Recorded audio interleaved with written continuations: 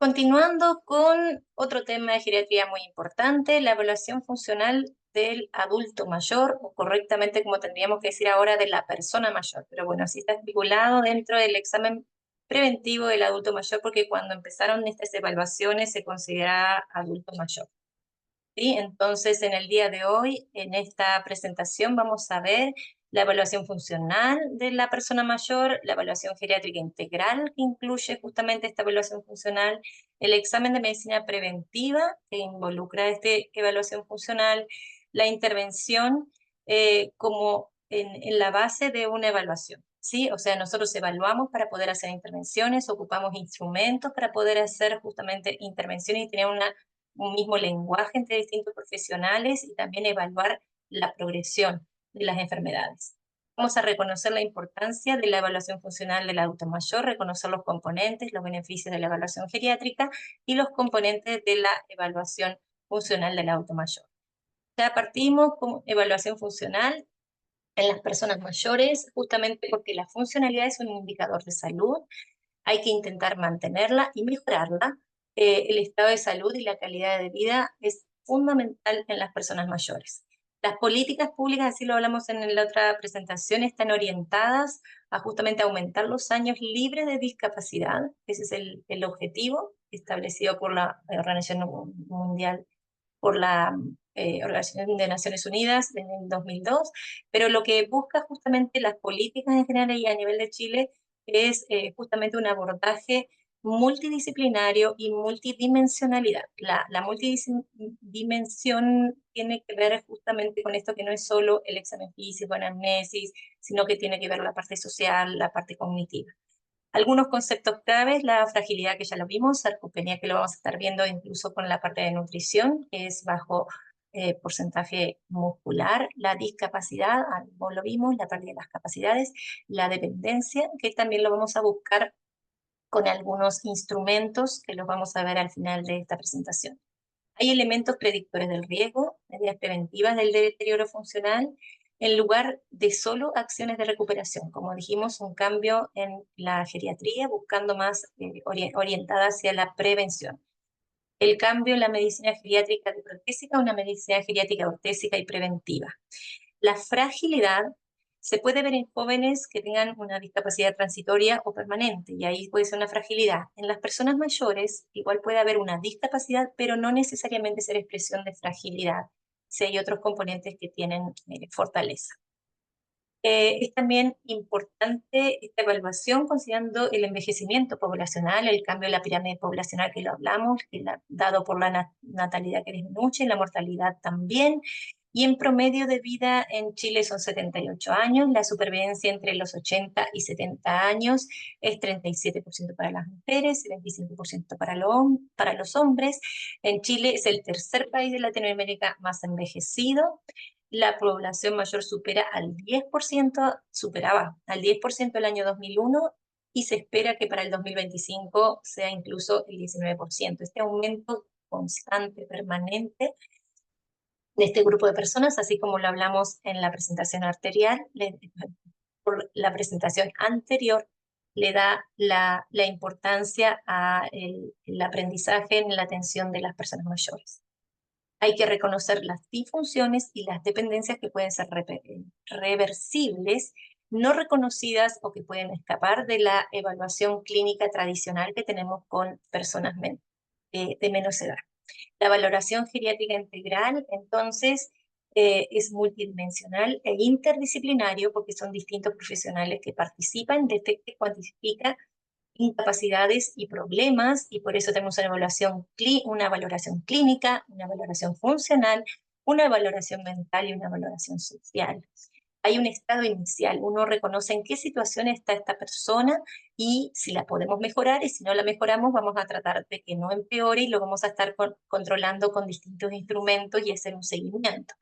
Hay un conocimiento de su salud y sus limitaciones para proporcionar el nivel de atención y cuidados correspondientes, potenciando el mantenimiento o recuperando su condición física, psíquica y social. El fin último es mejorar el bienestar, la calidad de vida. Todo esto se hace para mejorar la calidad de vida de las personas mayores.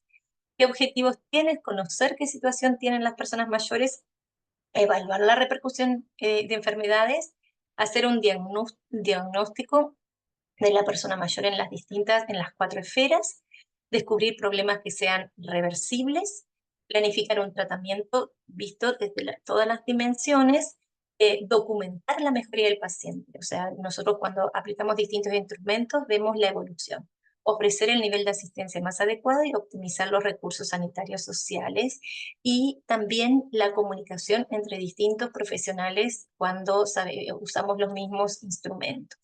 Las ventajas de esta valoración se ha comprobado por medicina basada en la evidencia que mejora la capacidad funcional, mejora el estado mental, disminuye el consumo de medicamentos, disminuye la necesidad de hospitalización, disminuye los reingresos, disminuye la mortalidad. Eh, entonces, es importante conocer los recursos que tiene el paciente y su entorno familiar. Va a ser una evaluación individualizada, cada persona es diferente. Va a buscar mejorar la calidad de vida en las 4 esferas, en lo clínico, en lo funcional, en lo mental y en lo social. La valoración geriátrica integral es una herramienta principal de las personas mayores. Es un proceso de diagnóstico dinámico y estructurado. Permite identificar y cuantificar los problemas, necesidades, capacidades de las personas mayores en las distintas esferas. Involucra muchas disciplinas y el plan debe ser individualizado con objetivos bien definidos. El plan es flexible y puede modificar de acuerdo a las respuestas que tenga cada persona, y puede modificar de acuerdo a justamente los logros, la evolución. Acá en este esquema se representan justamente las dimensiones de la valoración geriátrica integral, en donde tenemos la clínica, donde están los síndromes geriátricos, los procesos agudos, enfermedades crónicas que se representan en color rojo. Vamos a evaluar en esa situación los fármacos, el estado nutricional, y ahí es donde vamos a hacer la anamnesis de exploración física, que tiene algunas características típicas de las personas mayores. En lo que tiene que ver en la funcional, hay algunos instrumentos que vamos a usar, como el índice de Bartlett, para ver el grado de discapacidad que pueda tener. Y en toda persona que consideramos que no tiene ninguna discapacidad, se tiene que hacer la evaluación funcional del adulto mayor o de la persona mayor. Se va a evaluar la marcha, el equilibrio, alteraciones sensoriales, el dolor, patologías limitantes del movimiento, dificultades para las actividades de la vida diaria, que ahora después vamos a ver a qué se corresponden, y el grado de dependencia. En lo que es mental, hay que evaluar la presencia de deterioro cognitivo, de la salud mental, trastornos conductuales, y en lo social, el aislamiento social, el estado financiero, las redes de apoyo, la seguridad del hogar, el transporte, el acceso a los distintos servicios. Y en la parte mental y social es que tenemos que ver la evaluación cognitiva, el cuestionario de actividades, el riesgo de tener depresión, y para eso tenemos cuestionarios, que son instrumentos para evaluar las distintas, las distintas presentaciones que puede ser una persona mayor, y poder planificar estrategias. Entonces, vamos a empezar con una de las esferas, que es la esfera clínica, la presentación atípica, nuevamente entre comillas, porque la verdad que no es tan específica y no es tan florida como en otros grupos de edades, como puede ser infecciones que no tengan fiebre, infartos que no tengan dolor, ¿sí? Pero estos pacientes van a tener algunas características, ¿sí? Hay que intentar reconocer las deficiencias o las dificultades que tenga el paciente de comunicarse, ya sea en la parte cognitiva, en lo sensorial, también en la lentitud que pueda tener. Nosotros evaluamos al paciente desde la sala de espera. Intentar que las entrevistas sean cortas y frecuentes, es preferible que una muy larga. Hablarle alto, modular, dar el tiempo para responder. El modular la voz cuando uno se comunica es muy importante para personas que tienen problemas auditivos. También hay que incluir a la familia y a los acompañantes. A veces tenemos que pedir que venga un acompañante. Muchas veces puede ser que los síntomas no son muy específicos, es muy poco, minimizan las molestias. Entonces hay que hacer preguntas concretas, sencillas. Hay muchas veces múltiples quejas y es muy difícil. Y otra cosa importante es fraccionar la consulta, en donde uno ve lo más importante y de repente lo cita la semana siguiente a completar la evaluación, sin, habiendo descartado elementos de gravedad. Vamos a buscar en los antecedentes personales, diagnóstico pasado, presente, ingresos hospitalarios, muy importante en el último año ingresos hospitalarios, caídas, revisión por aparatos y sistemas en donde vamos a ver la presencia de síndromes geriátricos, la movilidad, las caídas, la malnutrición, acá los tenemos todos. Vamos a considerar enfermedades que son frecuentes en esta edad, el prolapso, problemas de próstata, dificultad para orinar, la incontinencia, tanto en el tránsito urinario, la historia farmacológica, con bien detallado uno le puede decir, traiga todos los medicamentos que trae, la historia nutricional, qué es lo que habitualmente come, y las consultas a nutricionista. A veces podemos encontrar que el índice de masa corporal está bien o incluso aumentado y es una persona que no está bien alimentada y está en riesgo también nutricional. Entonces hay factores funcionales, independencia para comer, si puede comer, para preparar los alimentos, cambios orgánicos con el envejecimiento que alteran la absorción del gusto y algunas enfermedades psiquiátricas o fármacos que también pueden alterar.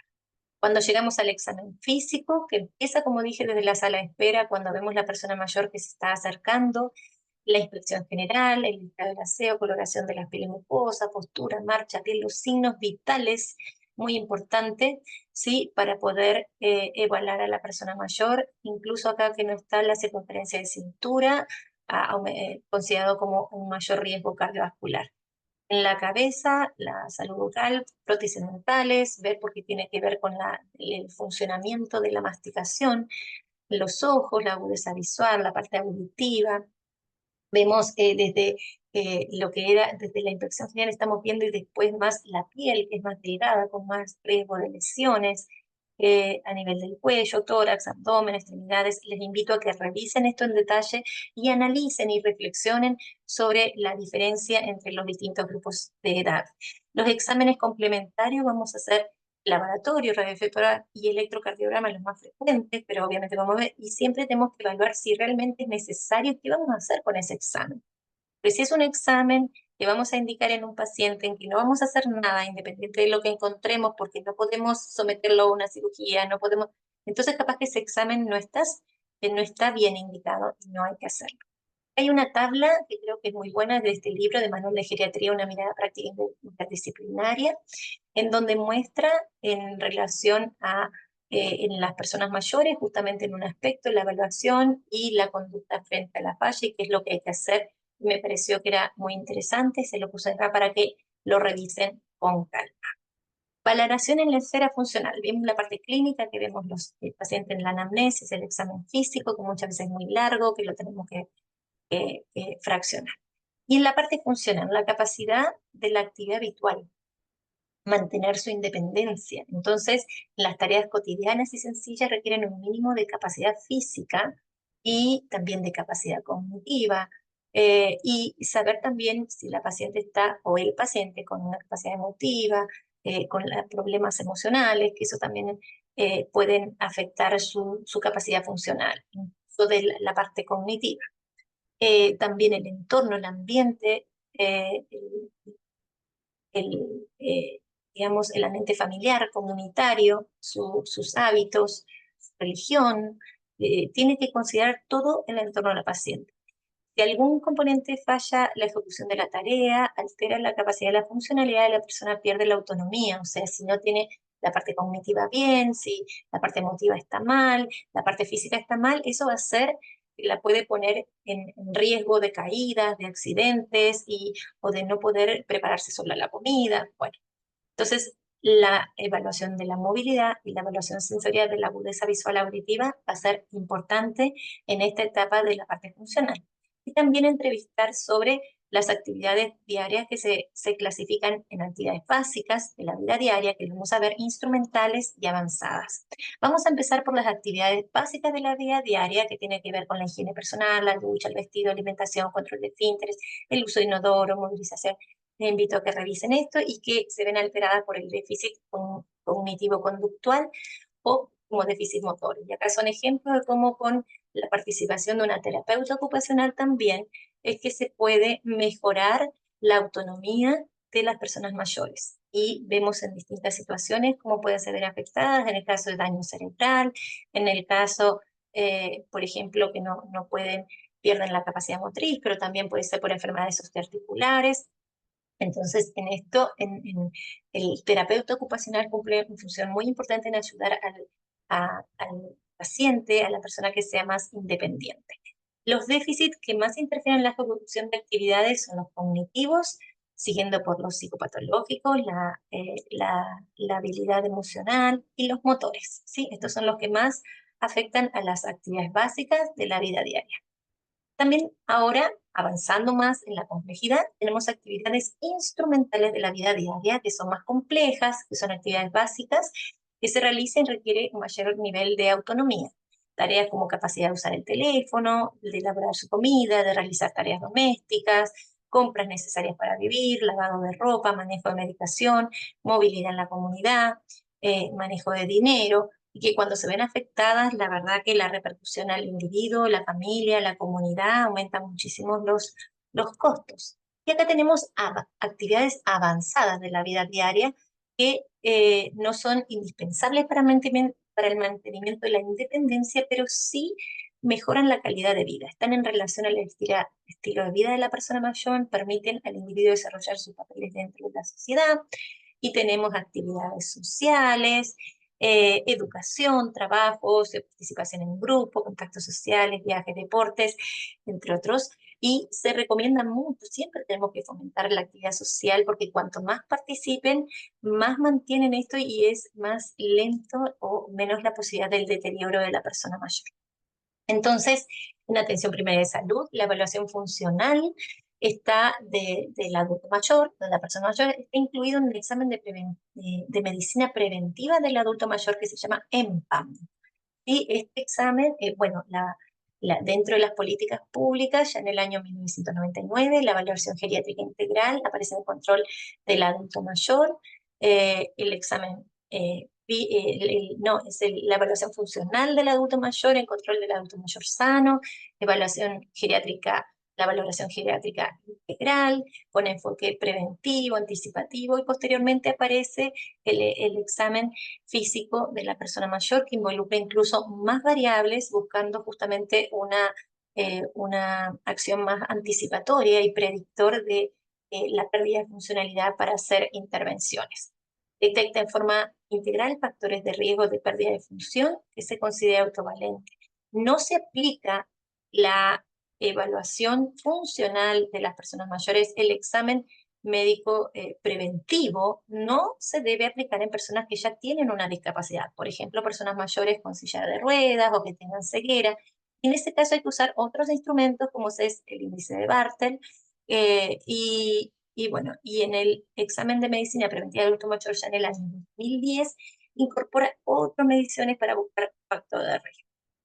Entonces aparece en el último recuadro amarillo que la evaluación funcional del adulto mayor tiene distintas partes. En una primera parte, la parte A y B, y que ve las actividades básicas de la vida diaria y el mini mental abreviado. Debe realizar una vez al año en personas mayores autovalentes y sin riesgo, cada 6 meses, 2 veces al año si se encuentra algún grado de dependencia o riesgo. Acá voy a pasar rápidamente porque la idea es que ustedes lo revisen en más detalle, como la evaluación funcional del adulto mayor tiene una primera parte con 9 preguntas que tienen que ver con actividades básicas de la vida diaria, detecta la capacidad para ejecutar la acción y la ejecución. Posteriormente tenemos la pregunta 6 que involucra un mini mental abreviado. Este también, para que lo revisen, es una evaluación cognitiva que vamos a tener puntajes en donde el máximo, porque es más pequeño que otro mini mental, es abreviado, es de 19 puntos, y de acuerdo al puntaje del mini mental, como se ve acá en la parte de arriba, va a tener a su vez un puntaje que va a ser para el examen de medicina preventiva. ¿Sí? También después se evalúa la escolaridad, también la motricidad, la fuerza, también el riesgo de caídas, ¿sí? Entonces ahí tenemos y vemos justamente también la capacidad de visoconstructiva, múltiples capacidades que se evalúan en las otras preguntas. Con todo esto se llega a un puntaje del examen de medicina preventiva del adulto mayor, y entonces cuando el puntaje es mayor a 42, se piensa que es una persona, como es mayor, perdón, a 43, es una persona autovalente, que está bien, y se va a hacer examen nuevamente al año. En cambio, si tiene menos de 42, es una persona dependiente, y entonces, si está así, no avanzamos más a la parte B. Esta es la parte A, la primera parte de la evaluación funcional. Y en la parte B ya empieza a evaluar distintas patologías, de la presión, de la diabetes, los hábitos de leer. Entonces, obviamente, si encontramos alteraciones muy severas, esta parte no se va a poder hacer, ¿sí? Y si se ha sentido deprimido, si está angustiado. Y entonces, esta parte es justamente para determinar una condición de riesgo, y también se clasifica en persona autovalente o persona en riesgo. Entonces, la valoración mental, bueno, hasta ahí estábamos en la evaluación funcional, ahora pasamos a la evaluación mental, que es la función cognitiva, la memoria es el dominio cognitivo más frecuente afectado en las personas mayores, se evalúa en la entrevista, olvidos frecuentes. Tenemos herramientas como el Mini Mental para una evaluación un poco más objetiva, que es muy importante realizar. A veces nosotros no tenemos tiempo, pero hacemos la interconsulta con la enfermera para hacer una evaluación. Evaluamos, hacemos intervención buscando mejorar, y posteriormente se puede repetir el instrumento para ver si hay cambios. La sintomatología psicoconductual, agitación, inquietud psicomotora, inversión del ciclo sueño-vigilia, ideas delirantes o alucinaciones, que puede venir en un delirio en el contexto de una infección o una descompensación metabólica. Las escalas o test son de utilidad para evaluar la respuesta a las intervenciones, y entonces todo eso tiene que ver con la evaluación, con la función cognitiva. Después está la función afectiva. Tenemos algunos cuestionarios específicos para depresión, como es la escala de Yes-a-Dash, y también evaluar el sueño, las características. Tenemos que darnos cuenta que las personas mayores en general duermen 5 a 6 horas, que pueden ser suficientes, y siempre se debe, antes de dar un medicamento para inducir el sueño, se debe iniciar siempre con medidas de higiene del sueño. Se debe investigar la depresión, la ansiedad, que también son frecuentes. En el examen de medicina preventiva del adulto mayor, vamos entonces se va a evaluar a un paciente, una persona mayor, que llegó de distintos lugares, de la consulta espontánea, de morbilidad, desde el dentista, desde salud cardiovascular, de la sala de rehabilitación, de otros, llega para hacer, y en base a eso se le coloca un puntaje, ¿sí? Un puntaje que va a determinar si esta persona está en riesgo o no, si es una persona que puede ser dependiente, autovalente, riesgo. Este examen de medicina preventiva, en donde está la evaluación funcional del adulto mayor, se hace a todos mayores de 65 años, una vez al año cuando no hay riesgo, y los controles de salud también se repite dependiendo justamente de cómo son los resultados. Entonces podemos tener autovalente sin riesgo, autovalente con riesgo, dependencia o dependiente. Y en cada uno de estos casos vamos a hacer distintas intervenciones y distintos controles. Entonces, el examen de medicina preventiva es el indicador más importante del estado de salud de la persona mayor, porque es el que tiene la funcionalidad. Se detectan en este examen factores de riesgo, rendimiento en 60 minutos, porque justamente la idea es que lleva igual como una hora realizarlo. Generalmente lo hacen las enfermeras, pero los médicos y médicas tienen que saber realizarlo, por eso durante este semestre le vamos a pedir que lo realicen. Una periodicidad anual. Cuando se detectan factores de riesgo, se plantea un plan de acción, se haga una intervención, buscando causas reversibles, tratar de mejorar, y este mismo examen de medicina preventiva se repite buscando que ojalá algo mejore o no empeore. Los objetivos entonces es evaluar la salud integral y la funcionalidad de las personas mayores, identificar y controlar los factores de riesgo, elaborar un plan de atención y seguimiento. La población objetivo van a ser ambos sexos, mayores de 65 años, y son beneficiarios del sistema público. Los pacientes que están en la parte privada no acceden a este examen de medicina preventiva del adulto mayor, y es algo muy bueno que tiene FONASA. El ejecutor en general esté capacitado, puede ser el médico, enfermera, kinesiólogo, nutricionista, matrona, y en áreas rurales a veces puede ser técnico paramédico que esté bien capacitado. Acá algunos instrumentos que usamos en la valoración geriátrica integral. En el examen de medicina preventiva del adulto mayor, de la persona mayor, se consideran los signos vitales, la antropometría, los antecedentes que pueda tener, de cómo estaba su evaluación previa, la evaluación funcional, con todas las opciones donde allí están los instrumentos que a veces puede ser necesario el índice de Bartel o de presión geriátrica de Bartel para evaluar la dependencia. Se evalúa en la persona mayor el riesgo de caídas, la identificación de redes de apoyo, sospecha de maltrato, exámenes salvados, adicciones y plan de atención y seguimiento. Acá está representada la evaluación funcional. Entonces, esto que enumeramos son justo los componentes del examen de medicina preventiva del adulto mayor, que se realiza por el equipo de salud de los distintos CEFAM. Todas las personas mayores de 65 años se deben realizar una vez al año. Si es autovalente, pero que tiene riesgo, sería cada 6 meses. Para planificar, se realiza con la idea de planificar acciones que sean para mejorar su estado de salud. ¿Sí? Los sistemas de salud impactan en la calidad de vida de las personas mayores, presentan una alta morbilidad y riesgo de dependencia de las personas mayores. El sistema de salud chileno justamente implementa e integra estas estrategias para hacer una atención integral a las personas mayores y disminuir los años de vida con discapacidad. Hay una necesidad de recursos económicos y humanos en los distintos niveles de atención. ¿Sí?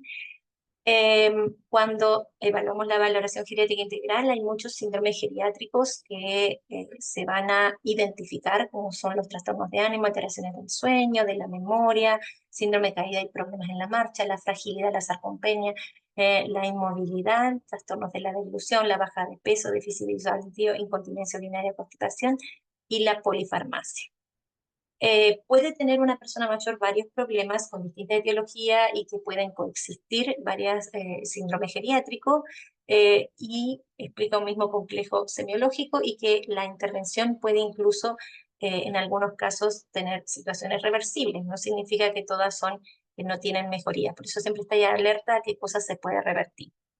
Se recomienda una historia por problema, ir haciendo una planificación de qué es lo que se va a hacer en cada caso y entonces lo que sería una intervención, que se considera, para esto se debe considerar siempre la voluntad del paciente.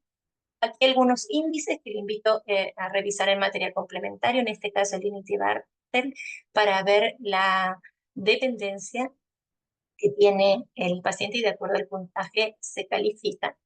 Y aquí también vemos en una flecha como una persona de pasar a ser de robusto hasta la muerte y en el medio pasa por distintos grados de discapacidad y también en la etapa de fragilidad, prefragilidad, que debemos estar alerta a buscar situaciones que sean reversibles. En este esquema muestra una pirámide en donde muestra en la base de la pirámide un paciente, una persona mayor autovalente sin riesgo y cuáles van a ser los objetivos de intervención, el ámbito y el tipo de intervención en esos casos y así a medida que vamos avanzando a más dependiente son distintos los objetivos, los ámbitos y los tipos de intervención. La tabla me pareció muy interesante y pienso que es bueno que la maneje. Para programar por niveles de atención en el ciclo vital, la mayoría de los pacientes que consultan atención primaria o incluso que no consultan, que uno va a la comunidad a hacer medidas preventivas en agrupaciones de personas mayores, en donde justamente promocionamos la salud, la alimentación, el cuidado. Posteriormente viene la prevención primaria cuando se detecta una lesión, una enfermedad o algo que podamos hacer una prevención. Perdón, acá no se detecta, es que vamos a tener una acción para prevenir la aparición de una enfermedad. Posteriormente aparece la enfermedad y hacemos diagnóstico y tratamiento para que no aparezcan complicaciones y posteriormente, si aparecen las complicaciones, vamos a trabajar en la rehabilitación y no que reaparezca.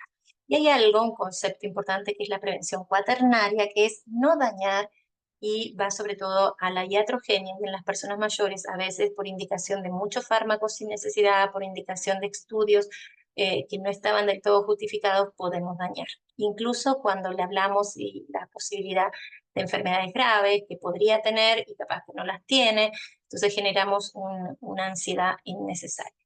Te invito a revisar este flujograma, que es lo que se hace cuando un paciente o una persona mayor está autovalente, pero que aparezca con riesgo, y de acuerdo a cada una de las alteraciones que encontremos son qué es lo que vamos a hacer. ¿Sí? Si encontramos que hay una enfermedad o una enfermedad como hipertensión, diabetes, o hay sospecha de ansiedad o sospecha de depresión, o que el mini mental mal pues, haya un problema cognitivo, ¿sí? Entonces, cómo van pasando de todas y se hacen las derivaciones o las interconsultas, que me gusta más a mí más que derivar, porque trabajamos en equipo con todos los integrantes del equipo de salud.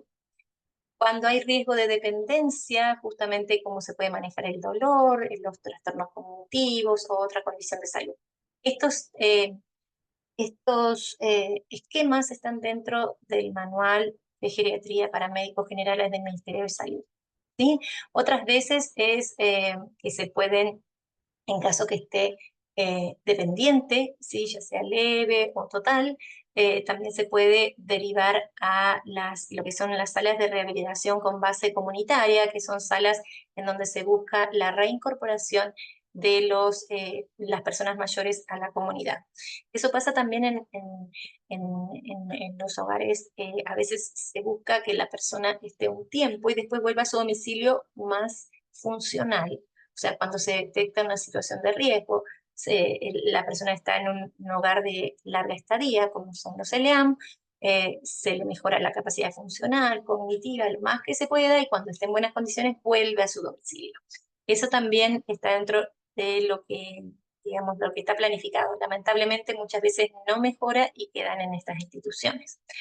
Como conclusiones, la valoración geriátrica integral es una herramienta diagnóstica interdisciplinaria multidimensional de múltiples dimensiones que permite identificar los recursos y problemas de las personas mayores para que el equipo de salud realice un plan de intervención individualizado.